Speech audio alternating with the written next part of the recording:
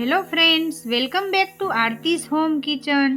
આજે હું તમારી સાથે શેર કરીશ ટેસ્ટી અને ચટપટા મમરાના ચેવડાની રેસીપી। આપણો ચેવડો એકદમ ચટપટો અને ટેસ્ટી તૈયાર થાય એ માટે આપણે સ્પેશિયલ મસાલો તૈયાર કરીશું, જેને આપણે ચેવડામાં એડ કરવાથી ચેવડો ખાટો મીઠો અને એકદમ ચટપટો તૈયાર થશે। તો પછી બાળકોનો લંચ બોક્સ હોય કે પછી ચા સાથે નાસ્તામાં ખાવાની મજા આવે એવો મમરાનો ચેવડો બનાવવાનું શરૂ કરીએ। જો તમને મારી રેસીપીઓ ગમતી હોય અને હજુ સુધી મારી ચેનલને સબસ્ક્રાઈબ ન કરી હોય તો સબસ્ક્રાઈબ કરજો અને બાજુમાં આપેલી ઘંટી દબાવજો, એટલે નવી નવી રેસીપીના નોટિફિકેશન તમને આવે। તો ચાલો આજની મજેદાર રેસીપી બનાવવાનું શરૂ કરીએ। તો ચેવડો બનાવવા માટે કઈ કઈ સામગ્રીની જરૂર પડશે એ આપણે જોઈ લઈએ। તો 250 ગ્રામ જેટલા મકાઈના પૌવા લીધેલા છે, 250 ગ્રામ ચોખાના પૌવા, 2 થી 3 કલાક માટે પલાળેલી ચણાની દાળ લીધેલી છે, જેને મેં 3 કલાક માટે પલાળી દીધી છે। આ રીતના નાની સાઈઝના ભૂંગળા હોય એ 1 કપ લીધેલા છે, 1 કપ સિંગદાણા લીધેલા છે અને 1 કપ સેવ લીધેલી છે અને થોડા લીમડાના પાન। હવે આપણે ચેવડા માટે સ્પેશિયલ મસાલો તૈયાર કરશું। તો એના માટે 1 ટીસ્પૂન સંચર પાવડર, 1 ટીસ્પૂન લાલ મરચું પાવડર, સ્વાદ અનુસાર નમક, 1 ટીસ્પૂન આમચૂર પાવડર, 1 ટીસ્પૂન ચાટ મસાલો। આ બધી જ વસ્તુને આપણે સારી રીતે મિક્સ કરી દેવાની છે। જો તમને ગળ્યું પસંદ હોય તો તમે 1 થી 2 ટીસ્પૂન જેટલો ખાંડ, દળેલી ખાંડનો પાવડર એડ કરી દેજો। હવે મેં અહીંયા સાઈડમાં તેલ ગરમ થવા માટે રાખી દીધું છે અને આપણે સૌથી પહેલાં મકાઈના પૌવાને તળી લેશું। તો પહેલાં તમારે તેલ એકદમ સારી રીતે ગરમ થવા દેવાનું છે, નહીં તો તમારા પૌવા સારી રીતે ફૂલશે નહીં। તો મેં અહીંયા બીજી બેઝને પણ સારી રીતે તળવા માટે એડ કરી દીધા છે પૌવા। તો તમે જોઈ શકો છો તેલ આપણું સરસ ગરમ થઈ જાય પછી જ આપણે પૌવાને તળવાના છે, જેથી કરીને તે એકદમ સરસ પોચા અને ક્રિસ્પી બને। મકાઈના પૌવા તળાઈ જાય પછી આપણે ચોખાના પૌવા એડ કરશું। તો ચોખાના પૌવા પણ એકદમ સરસ, તમે જોઈ શકો છો આપણું તેલ એકદમ સરસ ગરમ છે એટલે બહુ સરસ તળાઈ ગયા છે અને હવે આપણે એને તેલ સારી રીતે નિતારી અને કાઢી લેશું।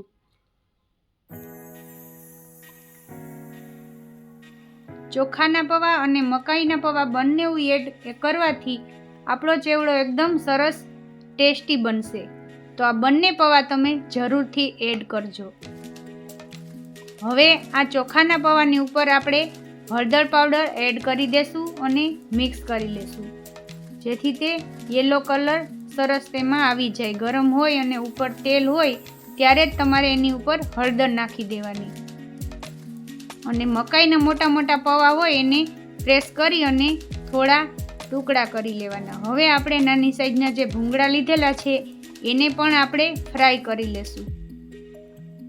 તો તમે જોઈ શકો છો એકદમ સરસ આપણા ભૂંગળા તળાઈ ગયા છે અને એને આપણે બહાર કાઢી લેશું।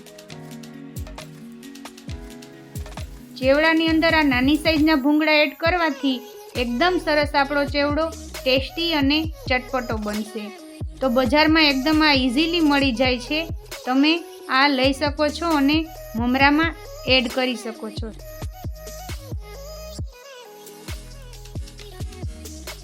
તો હવે આપણે સિંગદાણા તળી લેશું। તો સિંગદાણાને આપણે મીડિયમ ટુ લો ગેસની ફ્લેમ ઉપર એકદમ સારી રીતે તળી લેવાના છે અને બળી ન જાય એનું ખાસ ધ્યાન રાખવાનું છે। તો તમે જોઈ શકો છો એકદમ સરસ આપણા સિંગદાણા ફ્રાય થઈ ગયા છે। બસ આ રીતે આપણે તળવાના છે, વધારે પડતા બળી પણ ન જાય અને કાચા પણ ન રહે એ રીતે આપણે તળી લેવાના છે। તો બધા જ સિંગદાણાને મેં તળી લીધા છે। હવે આપણે લાસ્ટમાં જે પલાળેલી દાળ છે એને તળી લેશું। જ્યારે પણ આપણે ચેવડો બનાવવો હોય ત્યારે આ રીતે 2 કલાક પલાળેલી દાળને આપણે ફ્રાય કરી અને આપણે એડ કરશું તો એકદમ સરસ આપણો ચેવડામાં ટેસ્ટ આવશે. જો આ રીતે પલાળી ન હોય અને અચાનક જ ચેવડો બનાવવાનું થાય તો તમે બજારમાં જે પેકેટવાળી મસાલાવાળી દાળ મળે છે એ પણ એડ કરી શકો છો. તો આ ચણા દાળને આપણે એકદમ સરસ ક્રિસ્પી થાય ત્યાં સુધી તળવાની છે.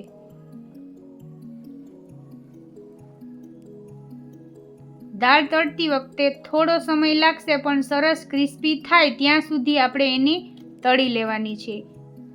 તો દાળ આપણી સરસ ફ્રાય થઈ ગઈ છે અને ક્રિસ્પી પણ થઈ ગઈ છે. હવે આપણે તેને તેલ બધું નિતારી અને કાઢી લેશું. તો બધી જ વસ્તુ આપણી એકદમ સરસ ફ્રાય થઈ ગઈ છે. હવે આપણે ઉપરથી મસાલો છાંટી અને એકદમ સારી રીતે બધી જ વસ્તુને મિક્સ કરી લેશું. તો આ રીતે મિક્સ કરતા જઈને થોડો થોડો મસાલો છાંટી દેશું અને એકદમ સારી રીતે મિક્સ કરી લેવાનું છે.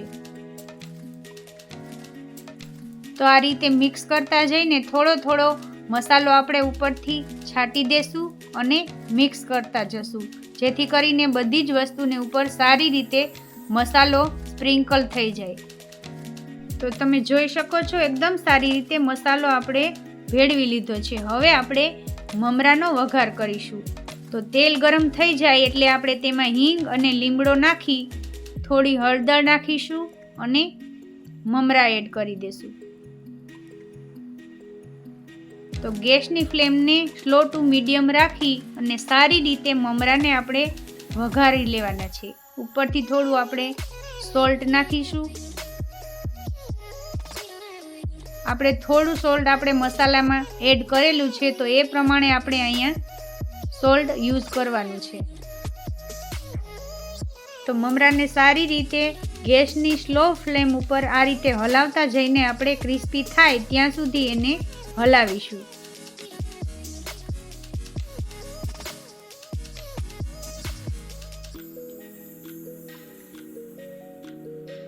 તો મમરા આપણા સરસ ક્રિસ્પી થઈ ગયા છે. હવે આપણે બીજી બેઝને પણ વઘારી લીધી છે મેં અહીંયા. તો બધી જ વસ્તુને આપણે એકદમ સારી રીતે મિક્સ કરી દઈશું. અને મમરા મેં અહીંયા 500 ગ્રામ લીધેલા છે.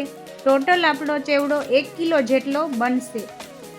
તો ઉપરથી આપણે સેવ સ્પ્રિંકલ કરી દેશું. મેં અહીંયા 1 કપ જેટલી સેવ લીધેલી છે. તમારે વધારે એડ કરવી હોય તો પણ કરી શકાય. અને આ સેવની જગ્યાએ તમે આલુ સેવ પણ એડ કરી શકો છો. તેનો ટેસ્ટ પણ બહુ સરસ આવશે. તો બધી જ વસ્તુને આપણે સારી રીતે મિક્સ કરી લઈને આપણો ચેવડો એકદમ સરસ તૈયાર છે. આ ચેવડો એકદમ ફટાફટ બની જાય છે અને 1 થી 2 મહિના સુધી એકદમ સરસ એવો ને એવો રહે છે. એરટાઇટ કન્ટેનરમાં તમે ભરી અને સ્ટોર પણ કરી શકો છો. સફરમાં પણ સાથે લઈ જઈ શકો છો. તો બધી જ વસ્તુ તૈયાર થઈને આપણો ચટપટો મમરાનો ચેવડો તૈયાર થઈ ગયો છે. એકવાર જરૂરથી ટ્રાય કરજો, બધાને બહુ જ ભાવશે. ચા સાથે કે પછી જ્યારે પણ હલકી ફૂલકી ભૂખ લાગે ત્યારે આ ચેવડો તમે ખાઈ શકો છો.